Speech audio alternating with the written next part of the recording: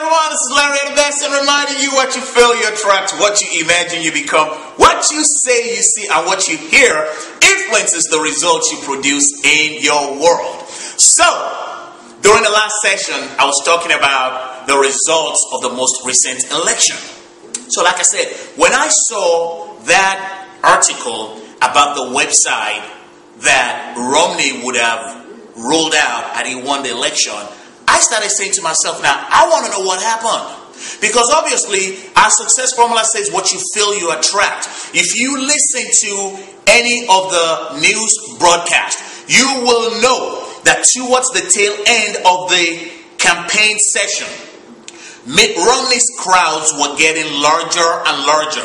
And they were talking about, they had the momentum, they had the enthusiasm, they had the excitement. And I'm like, wait a minute. I am getting confused. What is going on with my success formula?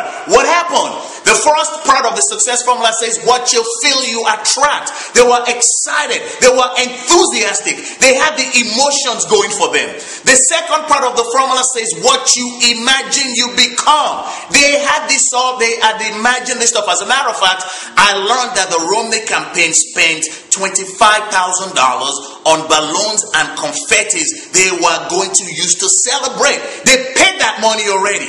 The third part of the success formula says what you say you see. Obviously, you know, both camps were saying they were going to win, and obviously Romney was saying it. As a matter of fact, I read that Mitt Romney said he had prepared only one speech, and that was his victory speech. He gave no mental recognition to the possibility of defeat. So now all of a sudden I'm saying, what happened? Where did he go wrong? How come both of them were saying the same things and only one got to win? I want to know, because these are the kind of things that interest me.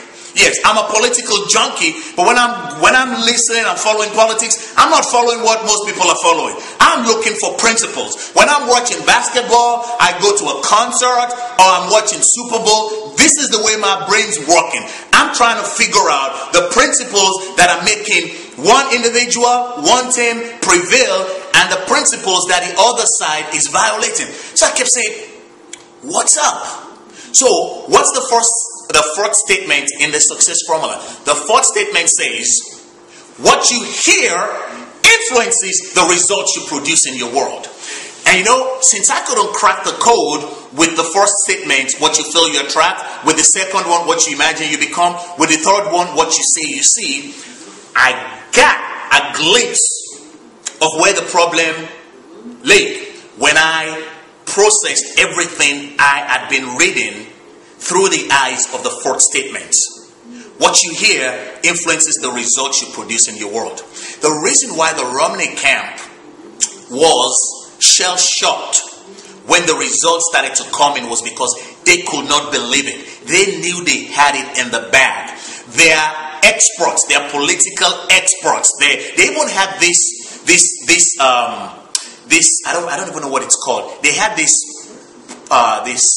program or a software that was called Arca that was supposed to give them more accurate information than the exit polls. As a matter of fact, I listened to one of the Romney advisors basically saying, right about 5 o'clock on election day, we won't even need to listen to the pollsters and the exit polls anymore. What we have, our organization, the system we have put in place, will be able to tell us exactly what's going on.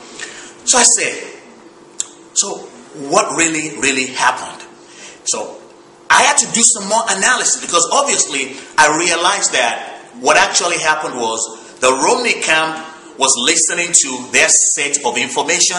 The Obama camp was listening to their set of information. And remember, like I've been sharing with us, what you hear influences the results you produce in your world. The Romney campaign had their own set of figures and numbers that basically guaranteed that Romney was going to be the next president. The Obama camp had their own set of rules too, that Obama was going to win re-election.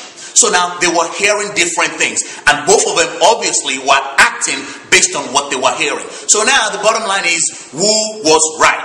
I'm sure you're curious, you want to find out what made the difference. I'm going to get into that during the next session, but you see, we're building the case now. We're building the case. I hope you're starting to see how these principles are falling out. And then during the next section, I'm basically going to tell you, going to show you why this principle we've been talking about, the principle of consciousness is the one and only reality, why consciousness is the one and only reality in all areas of our lives. Because incidentally, that's why Obama won and Romney did not win. And I'll talk to you later on. Ciao.